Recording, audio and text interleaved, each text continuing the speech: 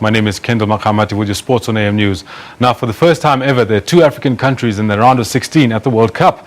Algeria drew 1-1 with Russia in their last Group H match to ascend to the knockout stage of the competition, where they join West African neighbours Nigeria. Islam Slimani headed an ecstatic Algeria into the last 16 of the World Cup for the first time with a 1-1 draw against Russia, and that dumped Fabio Capello's team out of the tournament. The North Africans, who were the last team through to the knockout rounds, recovered from an early Alexander Kokorin goal to advance. Jan Vertonghen's late goal saw 10-man Belgium beat South Korea 1-0 in their final Group H match, despite having Steven Defoe sent off just before half-time for a nasty two-footed challenge. Belgium qualified as Group H leaders. A 55th minute Thomas Müller goal gave Germany a 1-0 win over the United States. The result allowed both teams to progress to the second round of the World Cup. An own goal by John Boy and a late strike by Cristiano Ronaldo gave Portugal a 2-1 win over incident-hit Ghana. It was not enough to make the second round, as both sides exited the World Cup. It completed a miserable 2 days for the Africans, who embroiled in a pay row. The Black Stars also kicked out midfielders Kevin Prince Boateng and Suli Muntari for ill discipline hours before Thursday's kickoff. We all want to know what really happened and what got them sent home. We obviously wanted them on the pitch. But, you know, we can't go into that. There's a lot of what ifs on every team, right? And that's just one of the things we get to deal with this World Cup. Well, we have mixed feelings. We are happy we participated in the tournament. It's been a good tournament. Unfortunately, we have to go home, but that's football. Somebody wins, somebody loses. This time, we'll be back, as they said. Now, with that, the group stage at the FIFA World Cup in Brazil came to an end, ushering in the beginning of the knockout stages as well as a new era in African football. Algeria and Nigeria through to the round of 16, which is the first time that two African nations make it to the business end of the tournament at the same time. To celebrate this as well as look forward to what's coming up next, here's Mark Haskins. Mark, good morning to you and thanks for coming through. Morning, Kendall. Africa's made history, Mark. It's definitely a great time for Africa. Coming into yesterday, we were hoping Ghana could help us as well, but if you said at the beginning of the tournament, two teams making it through, I think we would have taken that. Yes. Now, before we go too much further into the discussion, let's have a look at the results from the matches from last night. All right, now Portugal beat Ghana 2-1, with both Portugal and the Black Stars going home. Even though the USA lost 1-0 to Germany, they're both through to the next round. Belgium sent South Korea packing with a 1-0 defeat, and Algeria drew 1-0 with Russia, the single point being enough for the North Africans to advance. Right, Mark, now let's talk about the wonderful result that Algeria brought home. Algeria really, they've come into this tournament and they've come in with good intent, because coming in their build-up games, they were really solid, and they've shown that through their group games as well. Even though they lost their opening game, they were able to grind out results that they needed to get through. I mean, they beat South Korea, and then yesterday, obviously, grinding out after going a goal down to Russia, managing to come back. The thing that impressed me most about them yesterday was the fact that they didn't panic. Even though they were goal down, they stuck to their game plan. They knew what was expected of them. And these are young players, and that shows the tactical discipline on their part. And that sometimes is lacking in African teams. So they were really disciplined. They continued with their approach. They didn't stray from the coach's instructions, I would say, because you could see they just kept plugging away, kept playing the way they were supposed to. They didn't try to change anything. They didn't panic. They weren't knocking long balls. They just kept on playing their game, and eventually they reaped the rewards thereof. And I mean, to grind out that result, to see themselves through to the next round, they've really done great. So now, with that said, I mean, Slimani's header was just in the nick of time. It was beautiful. It was well worked, and these guys have got a bright future. It was a long time coming, because you could see he was threatening. Even in the first half, he had two headers on target, and unfortunately, they were straight at the goalkeeper. So it was routine saves for him. But they kept pressing, and you could see that the goal was imminent. It was always going to come, and they did really well. And we must say this: they've done really well, because coming into the tournament, Algeria hadn't scored in the World Cup since, I think, '86.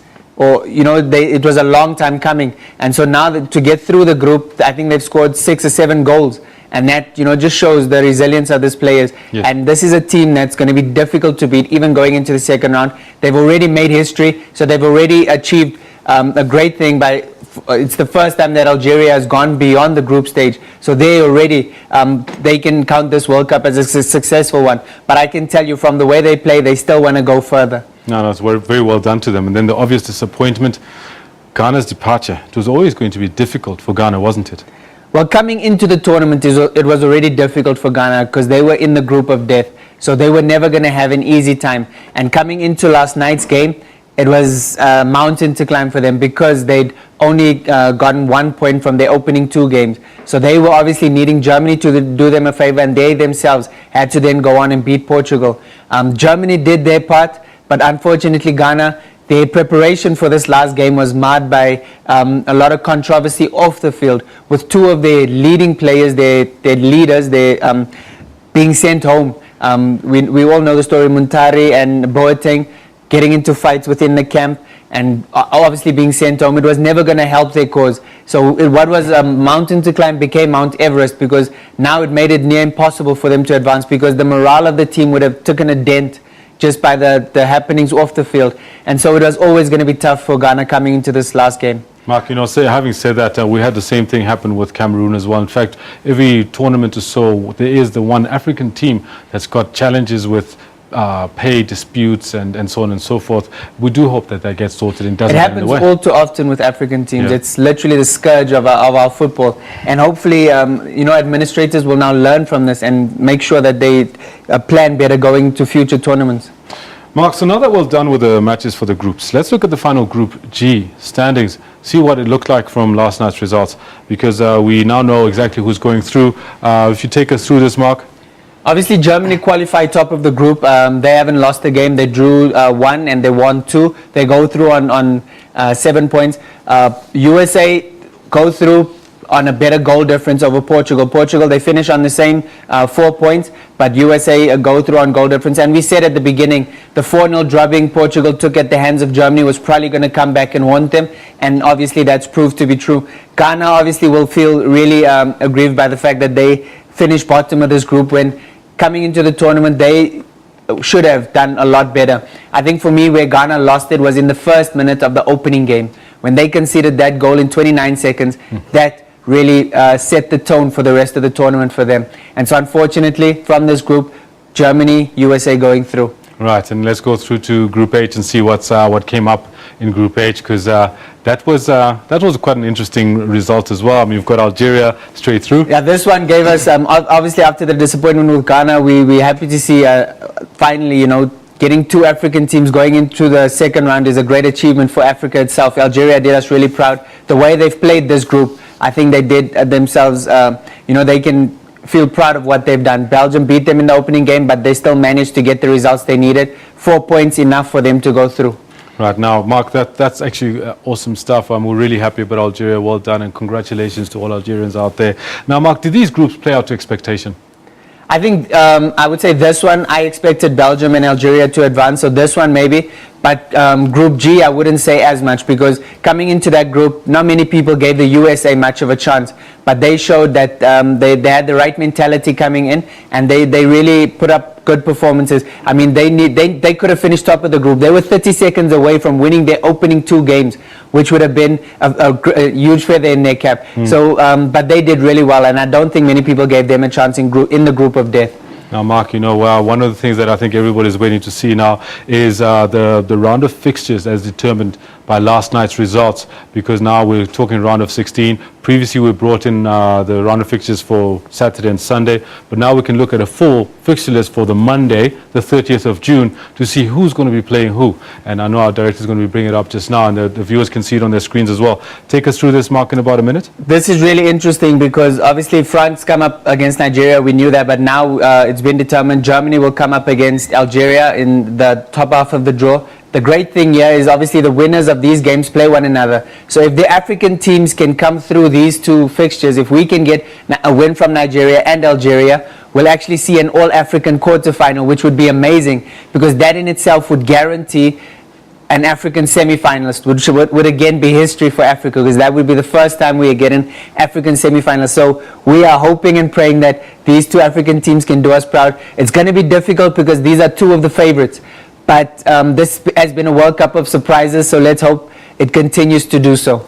And Mark, that's fantastic news. Now, like the Germany-Algeria, it's kind of a rematch of 1982, the disgrace of Gijon. Yes, definitely. This gives this crop of Algerian players to kind of get vengeance for their predecessors, because we know what happened in '82 where Germany literally robbed Algeria of a place in the second round. And so Germany, obviously there's a lot of history in coming into this game. They'll want to plan and know that Algeria are going to look for blood on this day, and I hope they come through, because they have the ability. They've shown that they can compete with the best, so let's hope they can pull through against Germany. Fantastic. It's going to be awesome. And let's look at what happens on the 1st of July, the Tuesday, in terms of last night's results will show us exactly what's happening, and there we go. Yeah, here we've got Argentina against Switzerland, which is going to be an interesting encounter. Then the fixtures that were determined from yesterday's results is Belgium versus the USA. That's also going to be a tricky one. We know the USA, they are a hard-running team. They're a team that fights. Belgium have shown they are one of the teams to beat. So these are all going to be really interesting clashes. Okay, Mark, phenomenal. Now, just to remind all of our viewers what is happening tomorrow, because today's a rest day, there's no World Cup action, but starts all tomorrow. The first matches of round of 16 start, and we want to show our viewers exactly what it is they can look forward to. The 28th of June, Saturday, and there you go, Brazil against Chile, Colombia against Uruguay. These 4 are all from South America. It's actually quite interesting how many South American teams have made it in to the round of 16. They've done really well. Of the 6 South American teams that entered the tournament, 5 of them have made it through. So it's probably the fact that it's played in South America, they know the conditions well, so they've benefited from that. But this is going to be awesome to see this South American clash, because this will produce an all South American quarterfinal as well. In this, I would say the favorites to go through would obviously be Brazil and Colombia. But like we said, there's been a tournament of surprises, so it's going to be an interesting day tomorrow. Talking about Uruguay, Luis Suarez has finally got his ban meted out to him. It's 4 months, no interaction. 4 months and 9-game ban. 9-game ban. Liverpool apparently is trying to see, they're speaking to their council to see if they're going to sue Luis Suarez, like FIFA, because he's actually representing Uruguay right now when he's biting on people for this one, but it affects Liverpool. Yeah, it just shows it shows what a pivotal player he is as well. Uruguay's chances take a huge knock because of the fact that Suarez is not there. And Liverpool know how important he is to them as well, because if he's missing from their opening game, it's already a dent in their title aspirations. So it was unfortunate, what he did, and he should know better, because he's been through this before. He's 7-match ban, 10-match ban, and now another ban.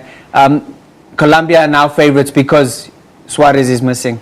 Mark, thank you very much. There's actually one other thing is Luis Suarez is now joining the hallowed company of people like Zinedine Zidane, who headbutted somebody in a football match, Maradona, who used the hand of God to score a goal, and Luis Suarez is chomping on people at the World Cup. Mark, thank you very much for having joined us, and it was fantastic as always. Thank you, sir. Alrighty, now we're going to go through and have a look, see at what's happening with the weather forecast, so stay tuned for